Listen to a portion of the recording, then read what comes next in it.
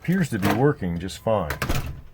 But they're complaining that it doesn't always latch. But it looks good inside here. So let's take a look outside. Look at the size of that gap. I can almost put my finger through there. That's like 3/8 of an inch. But up here, it's not bad. It's about where you want it. And down there, it's not too bad. So it appears that this jamb kind of goes like that. It curves, so you got your biggest gap right here. So one thing you could do is put shims behind the hinges here, and that would move the whole door over. But as you can see, since you don't have much space right here, you really can barely move the door.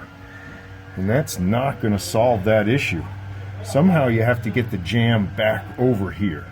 We're going to score this casing. We're going to cut it here with the razor knife and take off this casing. I like to use the 5-in-1 tool. Go down a little bit at a time so that it doesn't break.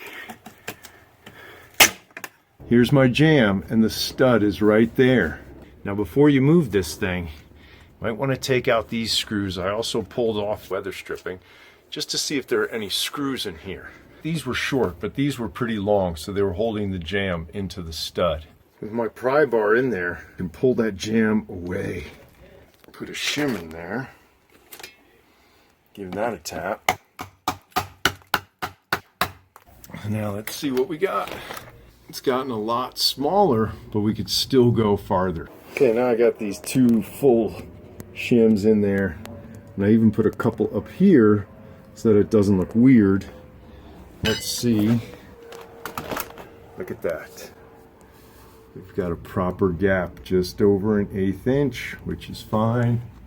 And now, look, our gap is even.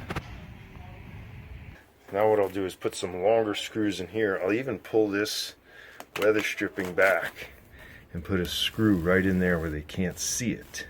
The weather stripping can go right over it, and you'll never see that. I'll put these screws back in, and this thing is done.